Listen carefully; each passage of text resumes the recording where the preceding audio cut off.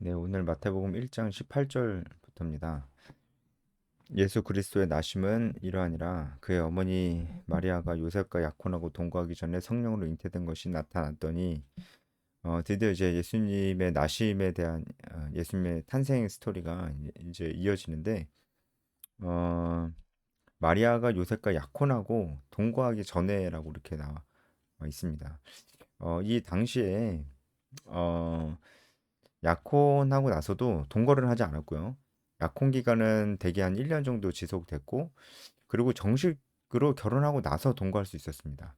약혼을 어, 하고 바로 동거하지 않았고, 1년 후에 그 약혼의 기간이 대개 1년 동안 지속됐다고 하니까 약혼하고 1년 동안 시간이 지나고 그 다음에 결혼하고 그 다음에 동거. 약혼, 결혼, 동거 이 순서대로 그냥 갔었다는 것이죠. 그러니까 약혼하고 동거하지 않은 상태라고 하니까 약혼하고 1년이 지나지 않은 그 시점이라는 거죠. 동거하지 않았다는 게 중요합니다. 동거하지 않았기 때문에 어, 어떤 성적인 관계를 하지 않았다는 것을 또 얘기를 해주고 있는 것이고, 그래서 예수님의 나심이 성령으로 잉태된 것이다. 마리아는 동정녀였다라는 것을 얘기해주고 있습니다. 성령으로 잉태된 것이 났더니 여기서 성령으로 잉태됐다는 이 말씀이 얼마나 중요한 말씀인지 몰라요. 역사적으로 교회 역사적으로 이 동정녀 탄생에 대해서 부정하려고 하는 사람이 정말로 많았습니다. 이 성령으로 잉태된 것이 뭐 좀 뭐 그 묘사하기도 좀 그렇지만 이 당시 어떤 그 헬라 문화에 어떤 그리스 신화에서 어떤 그런 이야기들을 가지고 와서 그 신과 인간이 성적 관계를 맺어서 인간을 낳는다는 어, 이런 개념을 가지고 이것도 그런 내용이다 이렇게 얘기하는 사람들이 있었어요. 그리스 신화의 내용을 가지고 와서 성령으로 마리아가 잉태됐다는 것도 신과 인간이 관계를 맺어서 마리아가 예수님을 잉태한 것이다라는 그런 이야기를 하는 사람도 있었습니다. 하지만 말도 안 되는 것이죠. 그렇죠? 성령으로 잉태됐다는 것은 성령의 역사로 마리아가 처녀임에도 불구하고 생명을 잉태했다는 그런 이야기입니다. 여기서 성령께서 어, 이 태초에 천지를 창조하실 때도 그 이 삼위 하나님께서 함께 하셨습니다. 그리고 여기서 성령으로 잉태됐다고 하는 이것도 이 성령 하나님의 창조 사역에 대해서 얘기를 하고 있는 거예요. 그러니까 마리아의 수태에 역사하셔서 어, 예수 그리스도를 탄생하게 하셨다는 것은 어, 천지 창조와 같은 그런 새 창조 역사를 행하셨다는 그런 의미가 있습니다. 그의 남편 요셉은 의로운 사람이라 그를 드러내지 아니하고 가만히 끊고자 하여. 그러니까 요셉의 의도를 아시겠죠? 요셉은 이 마리아가 처녀임에도 불구하고, 그리고 반드시 처녀이어야만 하는데, 그럼에도 불구하고 이 약혼한 기간 동안 다른 사람과 관계를 맺었고, 그래서 잉태된 건 줄 알았던 것이죠. 요셉은 당연히 그렇게 또 생각을 했을 것이죠. 그래서 원래는 사실 이것을 드러내면은 마리아는 굉장한 벌을 받습니다. 아주 엄한 벌을 받는데 마리아를 사랑하는 마음에 그렇게 하진 않고 그냥 조용히 이 약혼 관계를 끊으려고 했던 것이죠. 그러면은 이제 문제가 없으니까요. 그렇게 생각을 하고 있었습니다.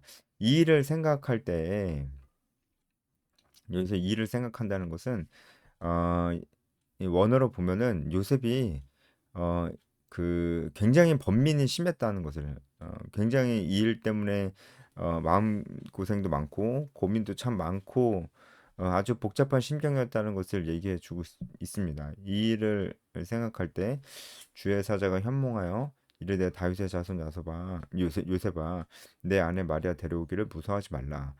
그에게 잉태된 자는 성령으로 된 것이라. 이제 천사가 나타나서 데려오기를 두려워하지 말라 이렇게 얘기를 하죠. 그러니까 지금 약혼한 상태지만 동거는 하지 않고 있기 때문에 각자의 집에 거주하고 있었음을 이제 얘기해 주는 것이고요. 어, 그리고 이제 데려오기를 무서워하지 말라라고 얘기하는 거 보니까 이제 또 이 결혼할 날이 얼마 남지 않은 것 같습니다. 그러니까 약혼하고 1년이 거의 다 돼가는 그런 기간이었다는 것도 알 수 있었습니다. 마리아를 데리고 와라. 그에게 잉태된 자는 다른 남자 때문이 아니고 성령으로 잉태된 것이다. 이렇게 말씀하고 계십니다. 이 아주 놀라운 사실을 어, 요셉은 어떻게 들었을까요? 정말 처음 들었을 때는 정말 믿기 힘든 그런 이야기였을 것입니다. 하지만 요셉은 바로 믿었죠. 21절 아들을 낳으리니 이름을 예수라 하라. 이는 그가 자기 백성을 그들의 죄에서 구원할 자이심이라 하니라. 자, 이 말씀은 이 누가복음에서는 이 말씀을 마리아가 듣는 것으로 마리아가 천사로부터 듣는 것으로 나오는데 지금 마태복음에서는 이 말씀을 요셉이 듣는 걸로 나오잖아요. 이거는 모순되는 게 아니고요. 천사가 마리아에게도 얘기했고 요셉에게도 얘기한 겁니다. 그래서 어, 아들의 이름을 예수라고 지어야 된다라고 이렇게 얘기한 것이죠. 원래 부모가 이름을 짓잖아요. 그런데 하나님께서 직접 이름을 지어 주신 것입니다. 그러니까 부모가 자녀에게 이름을 지어 주는 것은 자녀에 대한 책임과 권한이 이제 부모에게 있다는 것을 얘기해 주잖아요. 다스리는 어떤 권한이 부모에게 있다는 것인데 지금 하나님께서 직접 이름을 지어 주시는 것은 예수님께서 동정녀로 탄생하시고 하나님의 아들이다라는 것을 얘기해 주고 있는 것이죠. 음, 그래서 그 이름을 예수라라. 여기서 예수라는 이름은 히브리어 예호슈아라는 이 히브리어를 헬라어로 음역한 겁니다. 어, 헬라어로 음역한 것이고 그 뜻은 여호와는 구원이시다라는 뜻입니다. 여호와는 구원이시다라는 뜻입니다. 그러니까 예수님의 이름 자체가 여호와는 구원이시다라는 그런 뜻이에요. 그러니까 말 그대로 하나님께서 우리의 구원을 위해서 예수님을 보내신 것이죠. 이는 그가 자기 백성을 그들의 죄에서 구원할 자이십니다. 사실 이스라엘 백성들은 메시아를 기다리긴 했습니다. 이때가 로마의 통치를 받고 있었을 때였기 때문에 너무 괴롭고 독립을 꿈꾸면서 메시아를 기다리고 있었습니다. 이들이 기다렸던 메시아는 정치적인 메시아, 그러니까 이스라엘을 로마의 압제로부터 건져줄 그런 메시아를 기다리고 있었는데요. 그런데 어, 우리에게 오실 이 메시아는 이 이스라엘을 경제적으로 궁핍에서 벗어나게 해줄 그런 경제적인 메시아도 아니고 로마의 압제로부터 구해줄 정치적인 메시아도 아닌 죄로부터 구해줄 그런 메시아라고 얘기를 하고 있는 것입니다. 어, 사실 더 근원적인 문제를 더 인간이 해결할 수 없는 문제를 해결하시러 오신 분이 바로 예수님이시죠. 그 말씀을 하고 계시는 것입니다. 이 모든 일이 된 것은 주께서 선지자로 하신 말씀을 이루려 하심이니 이르시되 23절부터 그래서 계속해서 구약의 말씀들이 이제 나오고 있습니다. 구약의 말씀들이 인용되고 있는데 이 구약의 말씀들은 전부 다 이사야서 말씀입니다. 이사야서 말씀 보라 처녀가 잉태하여 아들을 낳을 것이요 그의 이름을 임마누엘이라 하라. 이 말씀이 이사야서 7장 14절에 있습니다. 이미 이사야서에 예언된 그 말씀대로 하나님께서 이 동정녀 탄생으로 예수님 우리에게 보내셨다는 것을 말씀해 주고 계시고요. 그래서 임마누엘이라 하라 이렇게 말씀하고 계신데 어, 이 말씀은 임마누엘이라 하라. 이 말씀은 어, 이사야서 8장 8절에도 그 사용된 바 있습니다. 임마누엘의 축복은 1차적으로는 그때 이사야 선지자가 활동했던 당시에 아수르의 위협이 있었잖아요. 아수르의 위협 아래 있었던 그 당시에 남왕국 유다, 남유다에 적용된 것이었습니다. 하지만 이사야서가 계속 이제 그런 예언의 중의적인 의미가 있었잖아요. 그죠? 이사야서의 예언은 그 당시 사람들에게 하는 예언의 의미도 있었고 예수님의 오심에 예수님의 초림에 대한 예언의 의미도 있었고 예수님의 재림에 대한 그런 의미도 있었습니다. 이렇게 굉장히 중의적이었다는 거 여러분 기억하시죠? 우리가 바로 직전에 이사야서 큐티를 했었으니까요. 그래서 이사야서 7장, 이사야서 8장에 예수님에 대해서 예언한 이 말씀도 그 당시 사람들에게 하시는 말씀이기도 했습니다. 그래서 아수르의 손에서 건져 주실 것이다. 남유다를 어, 아수르의 위협 아래서 건져 주실 것이다라는 그런 말씀이기도 했지만 그 말씀을 하실 때도 이 메시아의 오심에 대해서도 함께 예언을 했던 것입니다. 그리고 그 예언이 지금 성취가 된 것이라고 말씀하고 계시는 것입니다.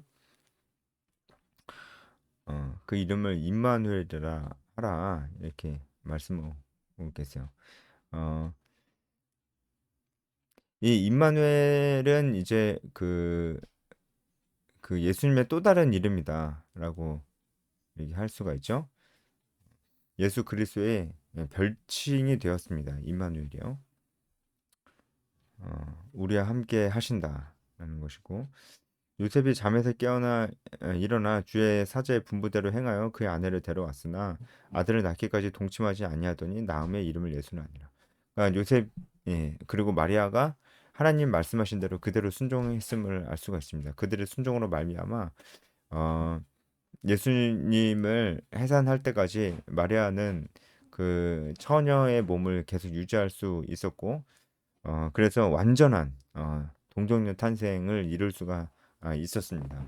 우리가 몇 가지 좀 묵상할 수 있는 것들이 있습니다. 일단은 요셉이 의로운 자였습니다. 그래서 만약에 요셉이 그런 의로운 자가 아니어서 그러니까 마리아를 보고 발끈하면서 마리아의 죄를 드러내고 막 그렇게 했었으면은 물론 그래도 하나님의 역사는 이루어졌을 테지만 마리아는 굉장히 괴로웠을 것이고 어, 참 예수님을 해산하는데도 많은 어려움이 있었을 것입니다. 하나님께서 요셉이라는 사람을 통해서 예수님이 태어나시고 예수님이 그 마리아의 뱃속에서 잉태되고 우리 인간들처럼 똑같이 엄마의 뱃속에서 자라나는 그 모든 과정을 요셉이라는 사람을 통해서 보호하셨다라는 거예요. 요셉이라는 사람을 사용하셨죠, 하나님께서. 그러니까 이렇게 정말 성경에서 가장 놀라운 순간이잖아요. 예수님이 태어나시는 그 순간에 하나님께서 이 믿음의 사람을 사용하셨다라고 하는 겁니다. 그러니까 지금도 우리도 하나님께서 우리를 어떻게 사용하실지 모릅니다. 우리가 믿음을 가지고 정말 하나님 말씀대로 살면은 하나님이 우리를 어떻게 사용하실지 모른다는 것입니다. 그리고 결국 예수님은 우리를 죄로부터 구원해 주시기로 왔습니다. 하지만 사람들이 바라는 것은 경제적인 메시아, 정치적인 메시아였습니다. 우리도 때로 그렇지 않는다라는 거죠. 우리도 때로는 하나님이 이거 해주셨으면 좋겠고 저거 해주셨으면 좋겠는데 사실은 하나님은 우리에게 더 좋은 것을 주시는 거죠. 지금 이스라엘 백성들에게 더 좋은 것을 주시는 거잖아요. 그렇죠? 그래서 하나님의 뜻은 우리가 생각하는 것보다 훨씬 더 깊다라는 것을 우리가 알 수가 있습니다. 그리고 마지막에 결국은 요셉과 마리아가 이 놀라운 일, 어, 구약에 예언되었던 그 메시아가 지금 어, 우리에게로 왔다. 그 구약의 예언이 지금 성취됐다. 그리고 처녀인데도 불구하고 성령으로 잉태됐다라는 이런 놀라운 이야기를 받아들이고 그리고 천사가 요셉에게 마리아 데려오기를 두려워하지 말라고 그랬는데 그것도 그대로 요셉이 순종했고 마리아도 순종한 것이죠. 결국은 하나님의 역사가 일어날 때 하나님은 홀로 그 역사를 이루실 수 있지만 항상 사람을 통해서 일을 하신다는 거 우리가 볼 수 있어요. 여기도 요셉과 마리아의 즉각적인 순종을 통해서 하나님께서 일하셨습니다. 지금도 하나님께서 순종할 사람을 찾고 계신다고 저는 굳게 믿습니다. 복음을 전하고 제자를 삼는 일을 해야 되는데 뭐 맨날 다 바쁘대요. 지금은 아니라고 얘기하고 뭐 그렇다고 나중에 하는 것도 아닐 텐데 그런 사람들 있는데 즉각적으로 순종하는 사람이 필요한 것입니다. 즉각적으로 순종하는 사람. 그 사람을 통해서 하나님께서 놀라운 일들을 행하실 것이라 믿습니다. 오늘 여기까지 하겠습니다.